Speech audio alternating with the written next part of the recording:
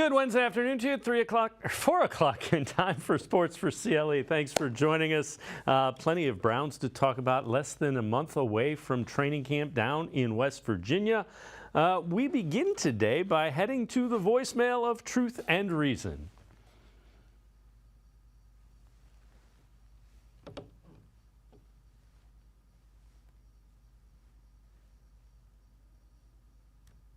The Browns were the worst with 222 losses, and the Patriots were the best with 94 losses.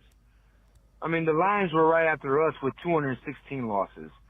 One thing I noticed amongst the best teams is that they've had major success in the last 20 seasons. Examples: Patriots, Steelers, Eagles, Ravens. They were all down there with the least amount of losses, but had major success. My point is that this organization is one of the few that has a worldwide fan base, but we're going to end up losing generations of fans because this franchise has yet to win anything meaningful in the last 20 years. I truly hope that Watson can turn this thing around because, as you can see with the Bengals, if you have consistent success, even in a 2-year stretch, your franchise can be looked upon as elite and highly touted. How do you feel about our beloved team being the worst team in the last 20 years? Thanks. As always, appreciate all of the voicemails. Let's welcome in Ashley Bastock, Browns beat reporter for the Plain Dealer, cleveland.com. So, Ashley, the first part of that was that over the last 20 years, the Browns have had the most losses. Consistent winning in the NFL is all about quarterback play. He mentioned the Patriots. That's Tom Brady. He mentioned the Steelers. That's Big Ben. He mentioned the Eagles. They had Flacco and now Jalen Hurts. He mentioned, he mentioned the Ravens. That was Lamar Jackson and Flacco, rather, in his heyday. Joe Burrow is the Bengals. So that's the reason the Browns paid the price they did to go out and get Deshaun Watson.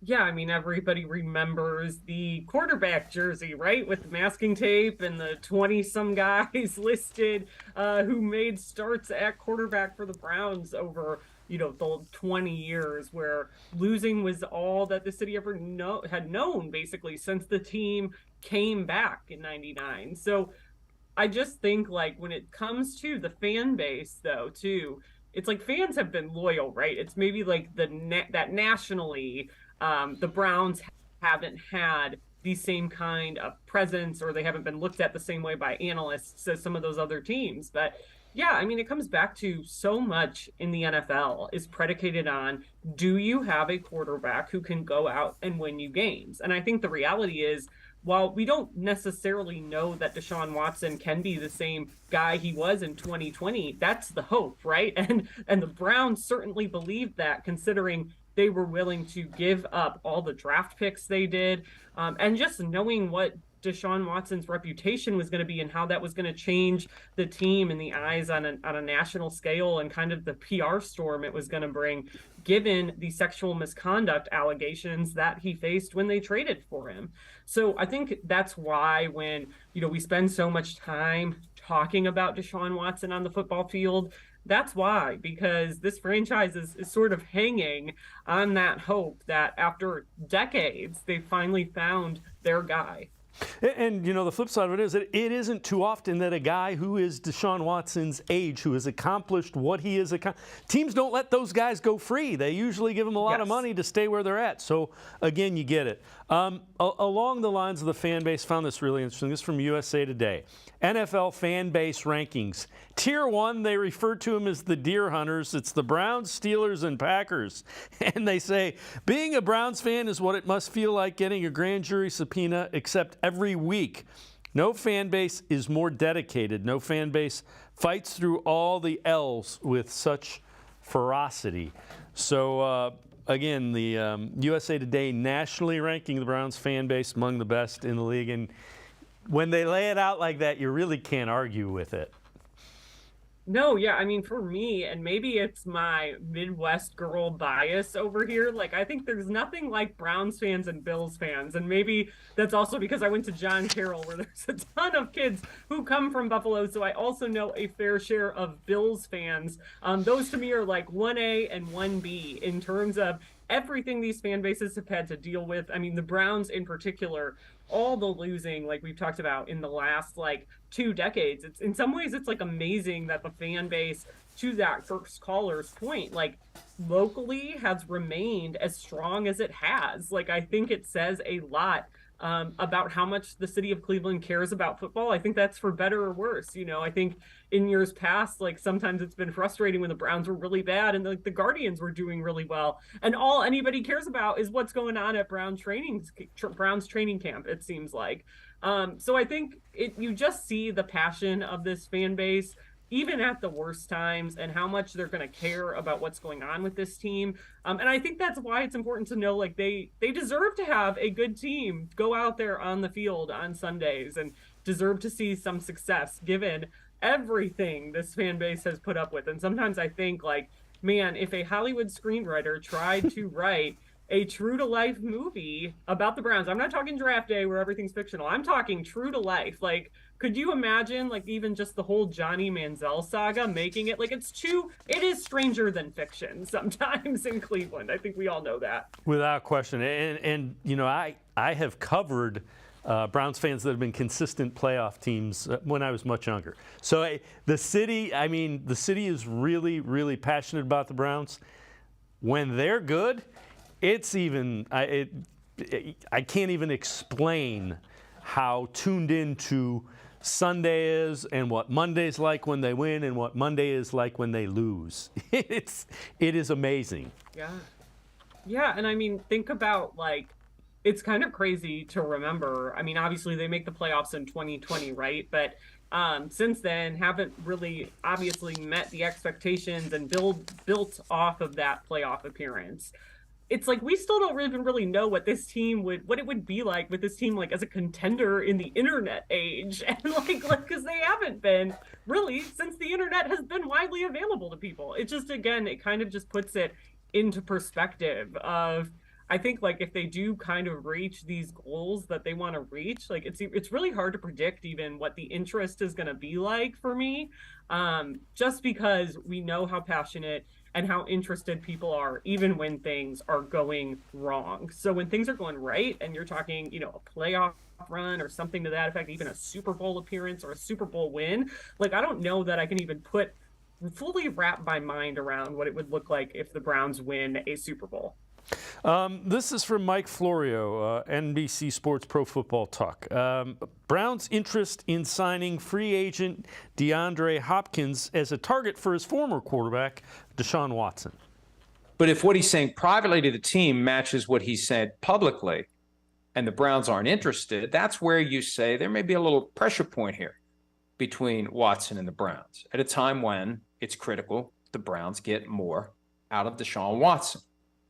Year 2 of a 5-year fully guaranteed contract. And there's not as much pressure on Watson, I think, as there is the people around him. The coaching staff, I think, is under a lot of pressure this year. And if they don't get the most out of Watson this year, there could be a change next year, just because ownership will be feeling even more urgent to justify not just the money, but all the draft picks they gave up to get Deshaun Watson. We get so captivated by the 5-year fully guaranteed contract and the problems it caused and the Lamar Jackson angle, we don't think about the 3 first-round picks plus they gave up to get Deshaun Watson. So it was a massive investment. They need a return on it.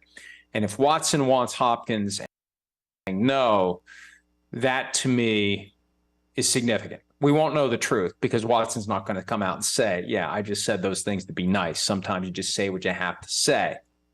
You don't say what you truly believe. If he truly believes they could benefit from Hopkins, and if the Browns don't want him, that's the kind of thing that could be a potential problem. And Ashley, I tend to agree. If Deshaun Watson is saying he will make us better, you got to. They've gone all in with him to the point you got to give him everything you can to make him as successful as possible. So my guess is he isn't saying that behind closed doors. Yeah, I mean, again, it's everything that you gave up to get Deshaun Watson here in the first place. But I mean, for me, it's like that was almost why I was initially surprised that DeAndre Hopkins wasn't taking like an official visit here. You know, when it came out that he was taking one to the Titans and that there were no plans really right now, at least, for him to come and take one in Cleveland. It is kind of surprising, like, knowing just the relationship between those two guys. And obviously, Deshaun Watson talked a little bit about him and their relationship at the Browns charity golf outing earlier this, I guess, summer, technically now.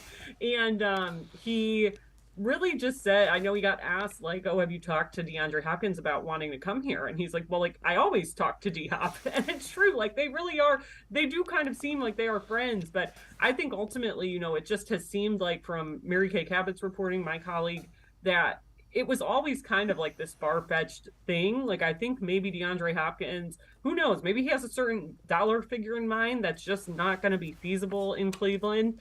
And I do think it was nothing when he listed off the 5 quarterbacks he wanted to play with, and Deshaun wasn't on that list. Like, I think that was part of it, right? Like, he didn't think it was going to be feasible for him to come here. So I think that's ultimately just like what it might come down to. I don't know that it says a ton about Deshaun Watson's time in Cleveland or anything if he doesn't come here, just because there's always a lot at play with these things. It's always deeper than relationships. There's always the money involved and fit and all those sorts of things. All right, before we go to break, each and every team's biggest X factor entering the 2023 season. For the Browns, they say Elijah Moore. Watson must be more aggressive and decisive than he was in his underwhelming 6 starts last year. Moore will be big here, given the consistency has never been the mark of Donovan Peoples-Jones or Amari Cooper.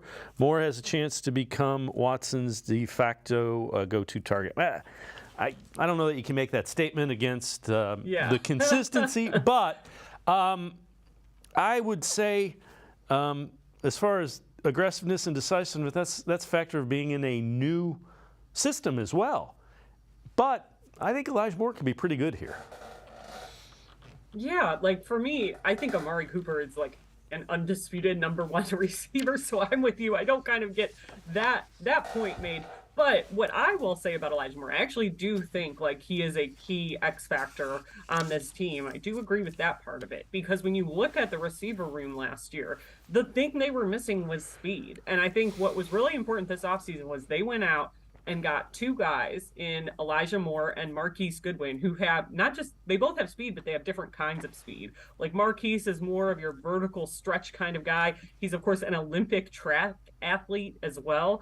And Elijah has speed, but he's also like able to use his quickness, which I think that's really important to differentiate. And, that short speed and being able to get open, I think that's really key. And you kind of see all these pass catchers they added this year have something that the room was missing last year. Like Cedric Tillman is now the biggest guy they have.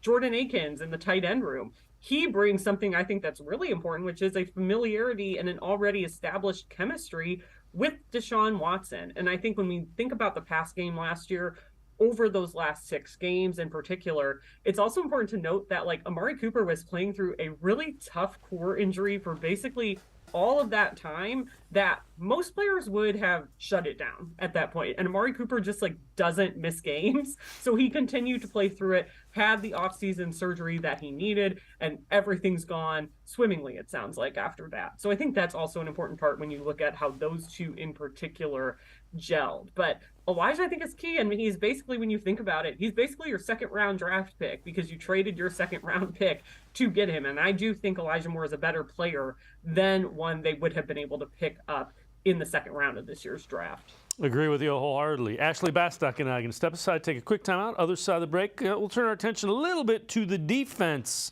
including the defensive line with Maurice Hurst. Sports4CLE, be right back. Stay with us.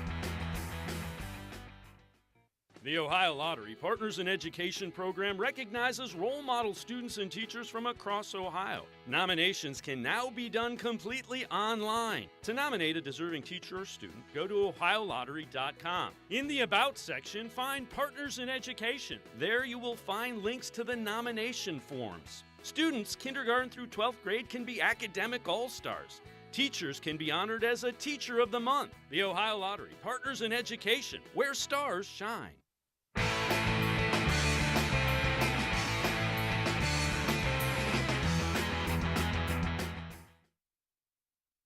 Bastock, Browns beat reporter from the Plain Dealer, cleveland.com.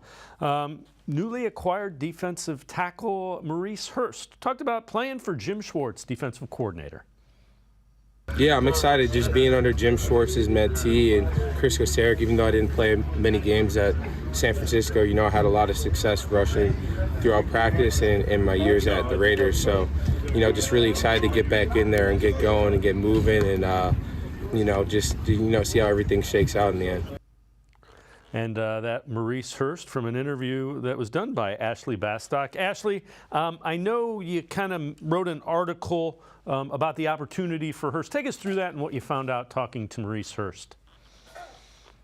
Yeah, so Maurice Hurst has been one of the more, I think, underrated but interesting acquisitions that the Browns have had this offseason, because I think kind of quietly they've sort of had a mini overhaul. I don't even know if I want to use that word so strongly of the defensive line, but they've, especially in the interior defensive line, they've added guys to create competition. And I think he's been so interesting to me because knowing when he's healthy, he's a really good interior rusher. That makes him almost like the perfect fit for a Jim Schwartz scheme. The problem is he's been really hampered by injuries the last 2 years. He didn't play at all in 2022. He tore his bicep, and he told me that was so frustrating for him because he had gone through having lower body injuries, and he finally felt really good with where his rehab had gone and all the strengthening he did, and then all of a sudden in practice he gets a freak upper body injury. The year before that he had ankle injuries, calf injuries. He only played in 2 games, as he mentioned, in San Francisco in each of those 2 years. So really what I thought was interesting was, even though he's new, though, as he mentioned, he played for Chris Cedric, the D-line coach with the 49ers, who was actually Jim Schwartz's D-line coach for, I think, like 4 of his years as the Lions head coach back in the late aughts and early, like 2011, 2012, 2013, that range. So they basically had similar instructions in San Francisco that he got to play under. And even though he didn't get to play a ton, he said he still soaked up a lot of understanding about that system. And the headline of the story, I call him one of the, quote, biggest technicians, which is actually a quote that came from Dalvin Tomlinson, who straight up told me, like, yeah, he's a guy who, if we have questions, we're watching Mo because he probably knows what's going on. And I think when we've gotten to see him outside in practice, he truly is. And I think sometimes this becomes cliche or almost coach speak or whatever, but I watched him because I'm really curious about that second D tackle spot opposite of Dalvin Tomlinson, in times where they want 2 actual D tackles in there and not put Zadarius Smith on the inside. And there were times in OTAs that Mo Hurst was running with the first team. And I think in large part, that's because of his understanding and, that whole Jim Schwartz philosophy of wanting these guys inside to be Ferraris and not dump trucks. I think he does have a chance at a career resurgence year here. Of course, I think he has to stay healthy. He has to keep working. But like he told me, he's like, when you almost have the game taken away from you 2 years in a row, like, you aren't going to take any reps off. And we've already gotten to see that. So I just think overall he's a really interesting guy. He's a great locker room guy. I've heard that from people who knew him during his time in college at Michigan as well.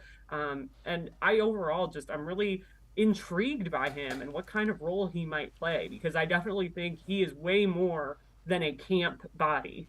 Oh, yeah. I think he's a guy that has, a high reward ceiling without question. This is from Orange and Brown Talk Podcast, 23 questions for 2023. Will Myles Garrett break the sack record and win Defensive Player of the Year? What are your thoughts there? Well, I always say he certainly has a chance, and he has to, I think, do what we expect under this Jim Schwartz scheme, which is the good thing about this scheme is it creates opportunities, and one-on-one opportunities especially, for its best pass rushers to just go and get the quarterback. This defense is pretty simple. It's see quarterback, get quarterback up front. So I think that's good in, like, the guys they've added, your Zadarius Smith, Dalvin Tomlinson, Obo Okoronkwo. He's going to have some help this year in a way that he really hasn't had the last 2 years, because again, I know Jadeveon Clowney had like 9 sacks in 2021, but like 3 of those came in the last game against the Bengals in a game that just didn't really matter. So I think Myles is finally going to have some help. I think, though, too, and I talked about this on the podcast, there are also some things that are in his control that are intangibles, and out of his control that are kind of intangible. Number one, I think he can't derail his own season the way he did last year, by having a similar incident to the one where he flipped his Porsche in week 4. And he was kind of going through dealing with these lingering injuries from that. And I also think it kind of hurt his leadership credibility too. And then it's also like the Browns, I think, have to win some games. And unfortunately, I think the groups that vote for these awards and everything, if they aren't winning, people aren't going to really be paying attention to what Myles Garrett is doing. And it's going to be harder to break through knowing all the other good edge rushers, especially that you are competing with. So I think, yes, he has to go out and get the sacks. This scheme is designed to help him do that. He has to break his own sack record again, but they have to win some games because we all know, the national media right now, not a ton of attention being paid to the Browns. And I mean, I've thought a lot of that has to do with Deshaun Watson and the off-field, again, the sexual misconduct allegations that have created this controversy, that it's easy to not want to talk about them when they aren't winning because they're not really relevant to the playoff race and things like that. So all of those things outside of Myles' control. But if they start winning games, he has the right performance in national TV games and has the right Twitter highlights at the right time, all these things that are kind of silly, right, can actually have a big impact. So I think he has to do what he can, stay on track this season, not let lingering injuries derail him, keep that leadership going, and he's on the track to at least have a fighting chance. Let me ask you this. I know you wrote an article. Do you think, even though it's early, do you think fans should be excited about the defensive line this year? Oh, yeah, absolutely. I mean, I think, again, and there's so much, I think, projection involved with the D-line at this point, but I'm just really excited for the fact that I think Myles Garrett, this might be the best D-line that Myles Garrett has played with in his time here, quite honestly. I think him and Za'Darius Smith are going to get along really well. I think that Za'Darius Smith, could be another double-digit sack guy again because he hit that mark last year and he was hurt for a good chunk of the year dealing with that knee injury. And then he only had half a sack after that. And again, they've remade the interior D-line. Za'Darius can play on the inside. I think they're going to be able to move Myles around. I really like Obo Okoronkwo, has some untapped potential. It's going to allow them to not rely super, super heavily on young guys like Alex Wright and Isaiah Thomas if they don't need to. And I just love the competition they've created in that D tackle room. I mean, last year we went to training camp and basically knew, well, your starting D tackles are going to probably be Taven Bryan and Jordan Elliott because that's all we saw all spring. But this year it feels like there's legitimate competition there in that rotation. So it's early, but I think with the acquisitions plus knowing what Jim Schwartz is really good at and that the D-line is his bread and butter, I think it definitely is not too early to be excited about that unit. Yeah, I am like you. I'm interested to see what that defensive line and that defense as a whole, I'm interested to see what they look like. I think it could be a lot of fun to watch. Ashley Bastock and I are going to step aside, take one more timeout. Other side of the break, ceiling and floor for the Browns in 2023. Sports4CLE will be right back. Stay with us. Come back to go forward. Back to learning new things. Back to pursuing your dreams. Tri-C has flexible learning options to fit your life. And every year, more than 1,000 local companies provide Tri-C students with real-world learning. The right education can boost your lifetime earning power by hundreds of thousands of dollars. Start now with a college education you can afford. Tri-C, where futures begin.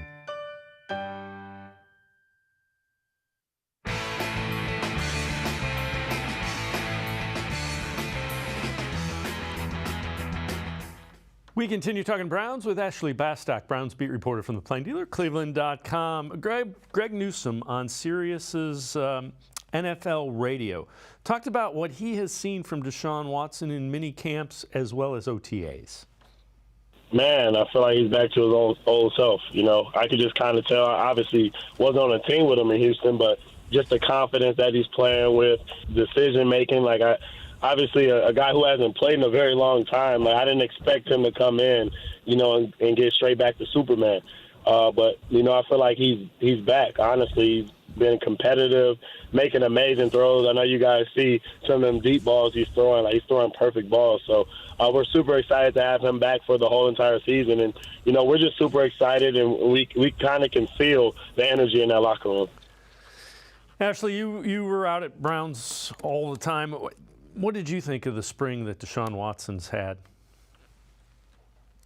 Thought that he had, you know, kind of what Greg was saying, like a bit more of a spring in his step. I think, like, again, he has 2 outstanding civil suits still, but I think for the most part, it just seemed like he is more relaxed, like not only with everything going on off the field, but with his teammates as well. And in this offense, I think for me, one of the first signs was during OTAs. I know the one throw went almost viral, I guess, on social media, where he threw a deep ball to Marquise Goodwin, and Marquise got behind the defense there, and he did his arrow celebration that he did in Houston, his bow and arrow celebration. And I think, like, those are things that we didn't see from him. And I just also think he's being helped a lot by these new pass catchers that we've been talking about. I think they really did something to kind of revamp that core for him and give him different things that he didn't already have, like I was saying. So I think all those things go a long way. Again, the difference is obviously in OTAs at this stage of the offseason, in minicamp, you're not hitting the quarterback, right? The defense can't go full speed. So there's like a buts with all of this, essentially. But it's better than the alternative, which is what it's kind of like my catchphrase during OTAs and minicamp. It's better than the alternative, which would be him not having a connection with his pass catchers and not kind of being just online with those throws the way he was. So, you know, there was one day in minicamp where he didn't have any drops until the 11-on-11 red zone period that they did. And that was, he went the entire practice without having a guy drop a ball. And you know, we have had OTAs and mini camps where it hasn't looked good from a passing standpoint. So, right. So you take it again. He even admitted he's not going to know if the rust is gone until that first regular season game. So we'll see. This from Pro Football Focus. 10 players who could see fewer targets in 2023. They say Donovan Peoples-Jones. Peoples-Jones still looks to be a major factor in 3 receiver sets, but his usage may fall off a bit as Elijah Moore establishes himself with David Njoku and Amari Cooper looking to build off a strong 2022 season. Yeah, I'm not so sure that that's going to be the case because I think they're going to use more 3 receiver sets than they did. Yeah, I do too. And I think we saw Deshaun Watson kind of develop an early rapport with Donovan Peoples-Jones. And even when Donovan would miss a catch or something, right? In Cincinnati against the Bengals, Deshaun made it a point to be like, yeah, and I told him I'm coming right back to you the next time I can, and that he still trusts him. And you saw that in Washington. I think Donovan missed a catch at one point, and Deshaun went back to him the next play, and they had one of the best plays of the game in that win towards the end of the season. So I do think you kind of saw that chemistry naturally develop. And I think Donovan in his own way has, we talk about the new guys having something that wasn't already here. Well, Donovan has something the new guys don't have, which is he's kind of lives and dies in that contested catch zone. Mm-hmm. And his numbers on that fell a little bit last year, but I think it's just because there were more opportunities. So naturally that's what's going to happen.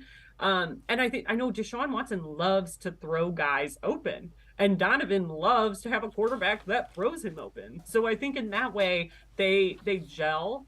And I don't think that Elijah Moore would take away looks from him. If anything, I think Elijah Moore playing more in the slot would impact a guy like David Bell, but not necessarily Donovan because they don't have the same exact role. But Elijah can line up outside. So it might look a little different if they do decide to go 2 receiver sets with Elijah and Amari Cooper, for example. But I think a lot of it's going to be situational, and they're going to get Donovan the ball when it's the right time to get him the ball. I agree, and I think they're going to throw the ball a little bit more than they did a season ago just because you've got a quarterback you trust.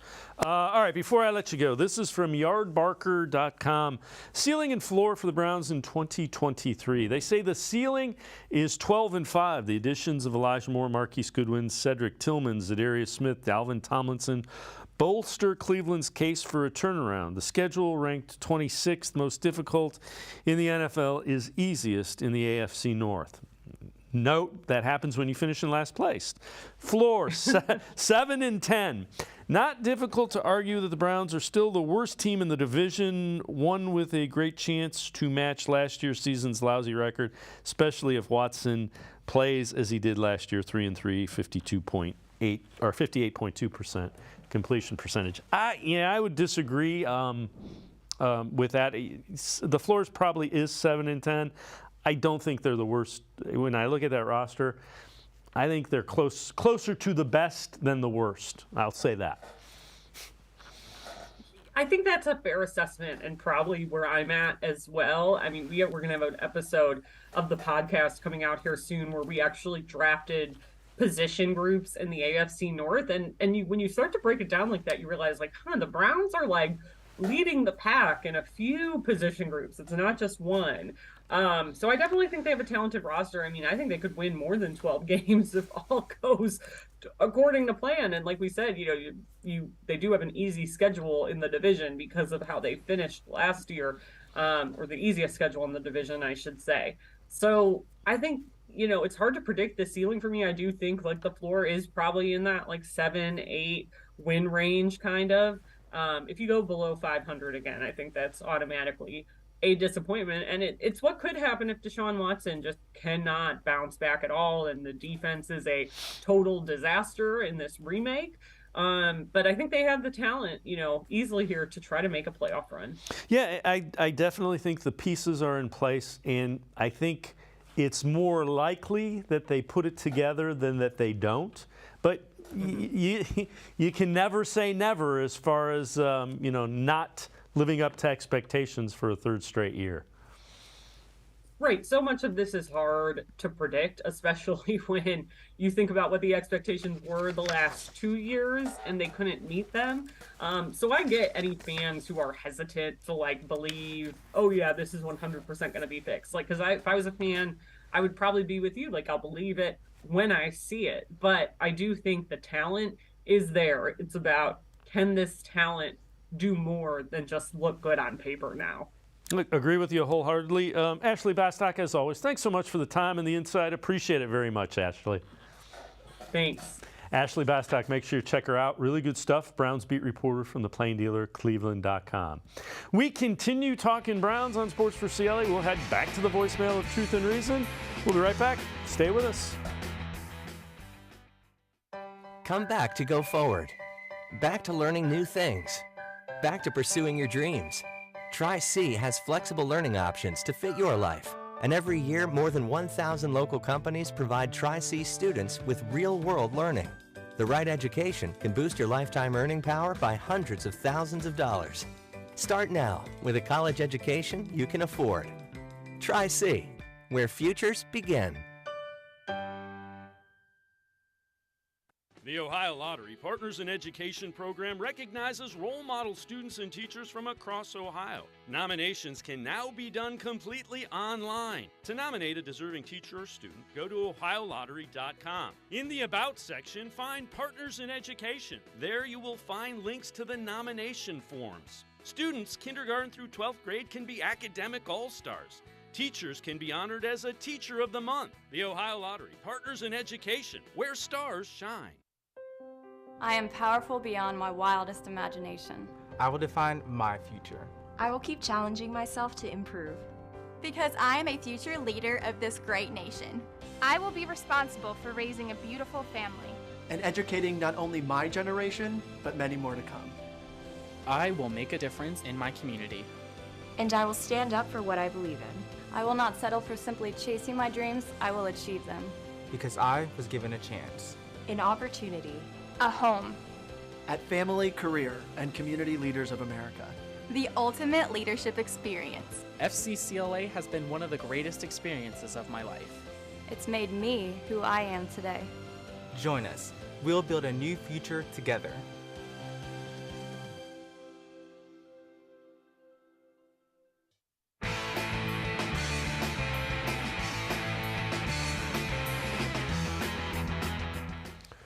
We continue talking Browns here on Sports4CLE. Let's head back to the voicemail of Truth and Reason. So fellow Cleveland Browns lover, I want to know you guys' thoughts on Cedric Tillman. I'm so excited to see him play this year. We finally got like a tall wide receiver. We haven't had a tall wide receiver since probably, Josh Gordon. I want to know you guys' thoughts on him and the connection he's going to have with Deshaun Watson. Thank you so much. Go Browns. Woof, woof. As always, appreciate all of the voicemails. Let's welcome in Cory Kinnan from BrownsWire.com. Cory, I think he's the type of wide receiver that can flourish with Deshaun Watson. Deshaun's a guy that will throw the ball up and let his guys go make plays. But typically, third-round wide receivers don't do a whole lot in their rookie year. So I wouldn't judge him strictly on the 2023 season. I like him a lot, though. Yeah, I mean, that's spot on to not judge him based off of 2023, especially when you look at the wide receiver room entering 2023. You know, they made a lot of upgrades. You know, they added Marquise Goodwin, they added Elijah Moore. And so, but again, Marquise Goodwin's on a 1-year deal. Donovan Peoples-Jones has 1 year left on his deal. So, you know, I think we're looking at next year. Again, I think he's still going to get reps. You know, when you have a skill set that nobody else on the roster does, you could argue Donovan Peoples-Jones might have his similar skill set to win above the rim at jump ball situations down the field in the red zone. But when you have a skill set that not really anybody else on the roster has, you're going to find the field. So Tillman's going to have looks. I wouldn't put his target number above 40, you know, like of what I would expect this year, but he's going to get looks. He's going to get the ability to make some plays when he's on the field. And again, he has talent. If he wouldn't have gotten hurt and missed most of his senior year, there's no way, I won't say there's no way, highly unlikely that he's a third-round pick. He's a mid-second, maybe even a late first, depending on what he does his senior year. He was that highly thought of as a junior. Yeah, again, he was on the Blitnikoff watch list heading into the season for the nation's best wide receiver. Again, as far as a polished NFL receiver goes, I still think he's probably the better receiver out of him and Jalen Hyatt, even though Jalen Hyatt, you know, obviously has the vertical speed and thrived in an offense that really capitalized on that vertical speed. Tillman's a little bit more all-around savvy, a better route runner, better hands. But again, he's just sturdy. He's consistent. And so, again, he's not going to be a player that if he is targeted, he's going to let the ball hit the floor very often. Again, what kind of separator is he? That's a question. Again, I do think he's a better route runner than the system that they ran at Tennessee let him run, because, again, that's mostly horizontal or vertical. There's not really any nuance beyond that. But, again, I do think there's a little bit more wiggle in his hips, and there is some nuance to his game that isn't necessarily shown on Tennessee's tape. All right. So DeAndre Hopkins still a free agent. Mike Florio, on when Hopkins could potentially sign with a team. I think Hopkins is waiting for something more than whatever the Titans and the Patriots have offered, waiting for something else to come along. How long will he wait? Will he sign the best offer that he has when training camp opens, or will he even wait beyond that to see if maybe there's an injury or there's someone who's ineffective, and that opens the door for DeAndre Hopkins somewhere else? And plenty of veteran players, especially a veteran player with a reputation for not liking to practice, probably welcomes the opportunity to miss the early stages of training camp if it comes to that. And again, you know, Cory, DeAndre Hopkins' skill still, you know, pretty elite. We've talked about this all week. The Browns appear not to really be in the mix from most of the reports that you hear. And that's not surprising given their cap. And it isn't that they don't have the money this year, it's what using the money this year would do in upcoming years as well. Yeah, I would be shocked if Hopkins is a Cleveland Brown by the end of it all. I would also be shocked if he didn't sign before training camp.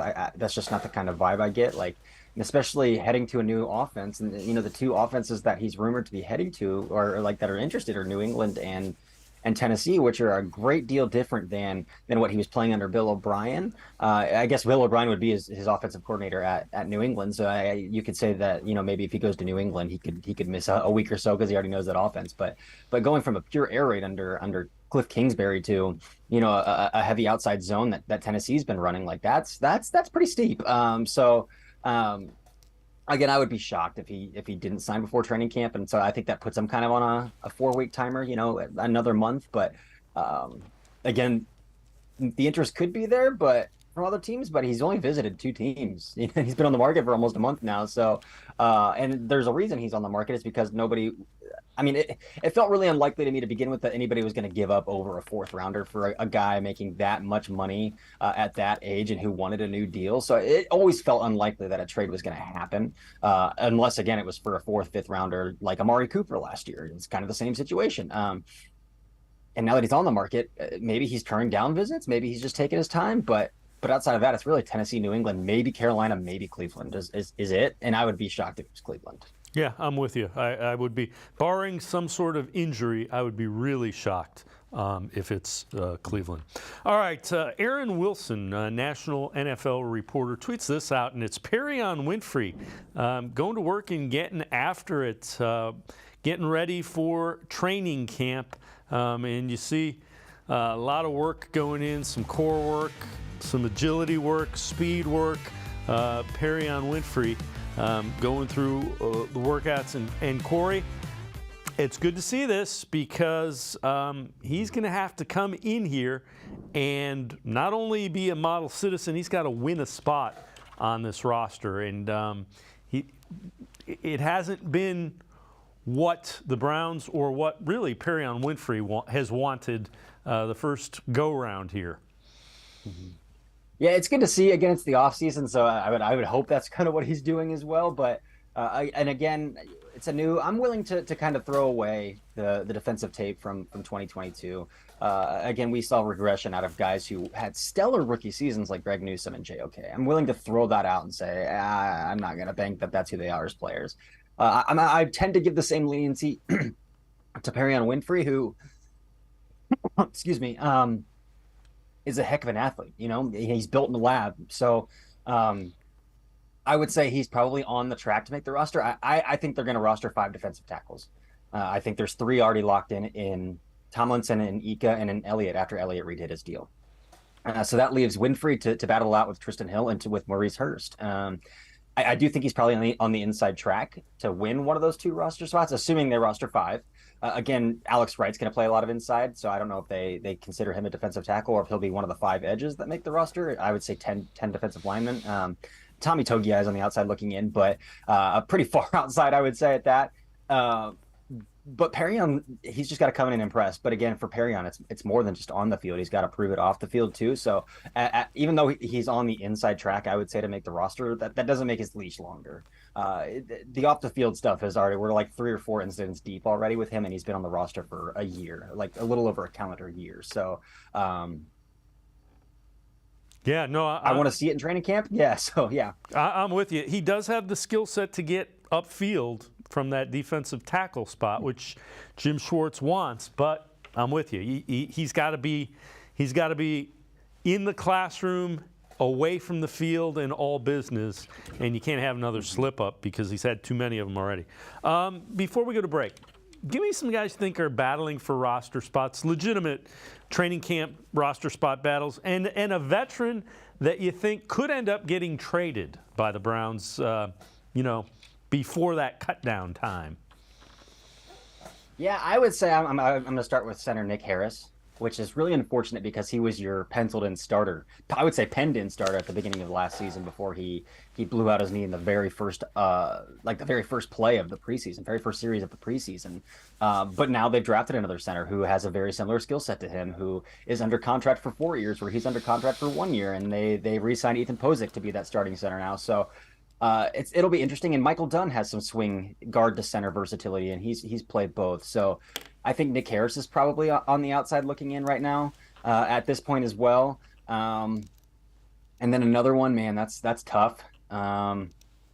Maybe a guy like AJ Green, but I know they really like AJ Green at corner, and they love having corner depth. So I don't think really his roster spot's in jeopardy. So I'll say something like DeAnthony Bell. It's really non-consequential 4th safety, but DeAnthony Bell has a lot of special teams experience. He's a really good special teamer and that 4th safety in the room, but they brought Ronnie Hickman in, so I think Bell and Hickman are going to be battling that out. And then as far as a veteran who could be traded, I know he's a fan favorite, and people aren't going to love to hear this, but Donovan Peoples-Jones is entering the last year of his contract. They just drafted Cedric Tillman. They just traded for Elijah Moore, who's under control for another year after this year. And if he plays really well this year, which we all expect him to, he's going to get a contract extension. So at some point, DPJ's skill set is very interesting, where he's not a separator. He's at the bottom of the league in the ability to separate from defensive backs, but he's at the very top of the league in the ability to make contested catches. Is that a skill set they're going to value as they start to air it out all over the field, or are they going to want some guys who can separate a little bit better? So entering the last year of his contract, again, they proved with Kareem Hunt they're not just going to trade away valuable assets without a good deal. And so if they don't get something that they really like for Donovan Peoples-Jones, they'll let him play out his contract here. But as far as the veteran who could be traded, I would say Peoples-Jones is probably near the top. Cory, Kinnan, and I are going to step aside, take another time out. On the side of the break, we head back to the voicemail of Truth and Reason. Sports4CLE will be right back. Stay with us. The Ohio Lottery Partners in Education program recognizes role model students and teachers from across Ohio. Nominations can now be done completely online. To nominate a deserving teacher or student, go to OhioLottery.com. In the About section, find Partners in Education. There you will find links to the nomination forms. Students kindergarten through 12th grade can be academic all-stars. Teachers can be honored as a Teacher of the Month. The Ohio Lottery Partners in Education, where stars shine.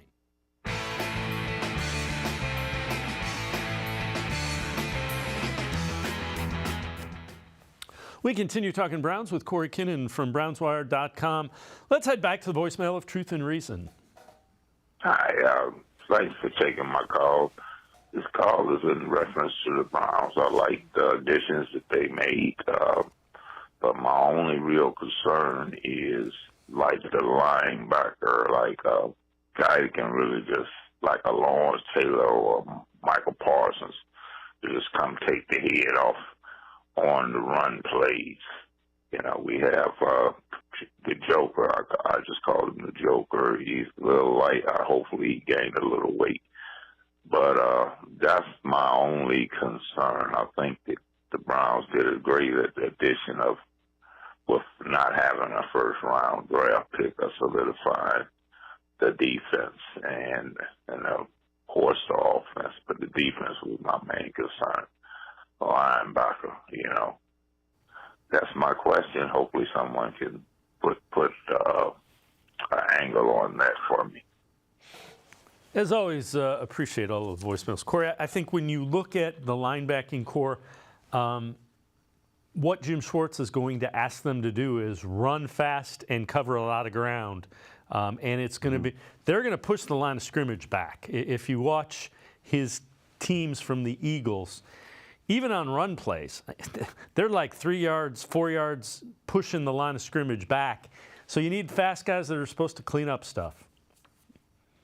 Yeah, again, he mentioned Micah Parsons and Lawrence Taylor, and unfortunately, guys like that just don't fall into your lap very often. So, and I would say they've got a pretty similar guy with pass rush savvy and pass rush dominance in Myles Garrett that those two guys that he's mentioned also has. So, I know Myles isn't a linebacker, but neither really was Lawrence Taylor for the most part, and Micah Parsons is 70% an edge rusher as well. So, but as far as linebacker, again, I really do think they're just banking on Dalvin Tomlinson, Siaki Ika. You know, they're hoping to get some coaching improvement that might elevate guys like Alex Wright, that might elevate guys like Jordan Elliott to say, hey, let's take some pressure off of these linebackers. Because again, as far as reps are concerned, they had guards in their lap pretty frequently a year ago, just because there's no defensive tackle who could anchor in a double team and keep a guard off of the second level. So, but again, I don't think the linebackers played pitifully last season, especially considering all the injuries. I mean,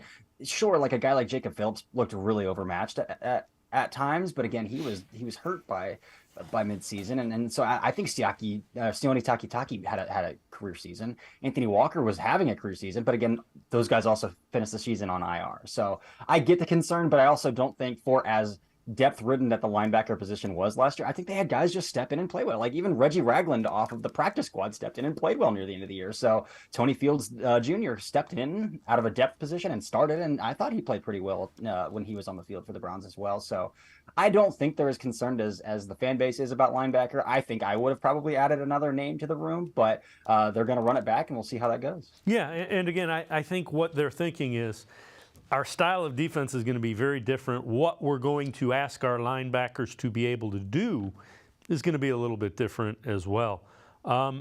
This is kind of interesting. So this is from Pro Football Focus. One trade, one free agent signing or extension for all 32 NFL teams before 2023 training camp. And PFF has the Browns signing linebacker Myles Jack. Jack will be just 28 during the duration of the 2023 season. Posted missed tackle rate below 10%, 76 defensive stops against the run, 12th among off-ball linebackers.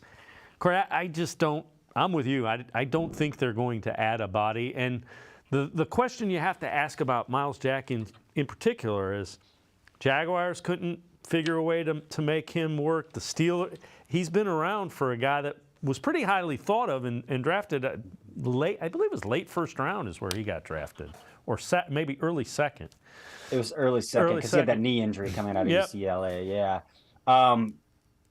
Again, he had some flashes of dominance, especially the year the Jaguars, 2017, 2018, when they made that push and almost beat the Patriots to go to the Super Bowl. But he hasn't been the same player since his last year in Jacksonville. He hasn't been the same player at all in Pittsburgh. So I think they're not. I don't think that's going to happen. Again, Myles Jack is a guy who is not on 31 other teams either. So clearly there's something going on there. But again, there's guys that have some talent that aren't on 31 other teams either as well. But I think the linebacker market's been a little bit like the running back market, where it's slow for a reason, and I don't see it happening.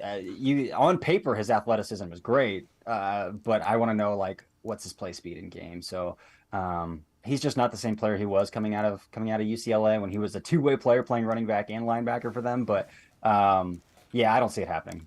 Yeah, and the other thing is, you may. If you are looking to add depth at a position like linebacker, running back, I'm guessing you're going to wait until that cut down day, because there's going to be 900 plus guys cut on the same day from the NFL right now, because everybody is cut at once this season. Mm-hmm. Yeah, unfortunately, it's not like 2017 where. 2016, 2018, where they had first priority all around, everybody cut. If the Browns wanted them, they got them. Just how the waiver system in the NFL works. It's not going to be like that anymore. But again, they'll be 12th in priority, so it's not like they'll be buried at the bottom. But we're not going to see 10 guys picked up like we used to back in the day. But we might see a few. We've had a couple in the past that have gotten picked up off of waivers. Kellen Mond last year is one of those guys. So I mean, I think that's a realistic opportunity. And we could see maybe people always trade guys that they're about to cut if the team wants to give up a 2024 seventh rounder, 2025 seventh rounder for a guy that's going to get cut anyway. I could see something like that. Maybe for a veteran that has some juice left that just might be not where his contract is at or something like that. That's a possibility for sure. Cory Kinnan from BrownsWire.com and I are going to step aside, take one more timeout. Other side of the break, we'll do a little fact or fiction and see what would constitute a successful season for the Browns. Sports4CLE, be right back. Stay with us. Come back to go forward. Back to learning new things. Back to pursuing your dreams. Tri-C has flexible learning options to fit your life. And every year, more than 1,000 local companies provide Tri-C students with real-world learning. The right education can boost your lifetime earning power by hundreds of thousands of dollars. Start now with a college education you can afford. Tri-C, where futures begin.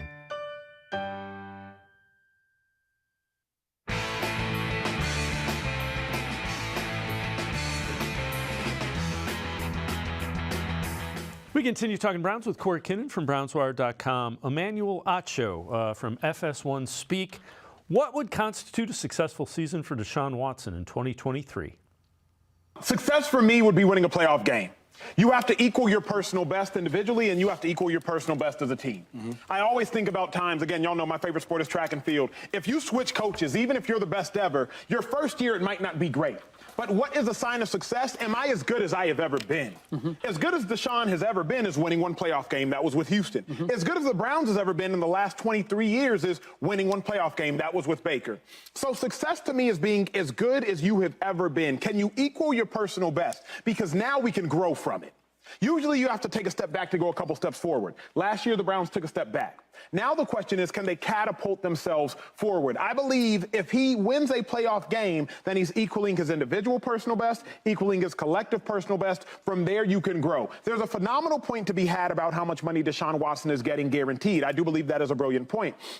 But I also suggest he's not the highest paid quarterback this year. So he's not even going to be the highest paid quarterback over the last 5 years. There will be no time period where Deshaun Watson will have earned the most amount of money. Now, he's making a lot of money, so he does need to have success. But I'm always using how much money are you making and what are the situation that you're in, who's your coach, all of those things to categorize what would be successful for Deshaun. You have to win, in my mind, a playoff game. Cory, it's a fair point. I think winning a playoff game, getting to second round, maybe even the AFC conference, that would certainly be a successful season. Yeah, I think, again, bare minimum, making the playoffs saves some jobs, I would say.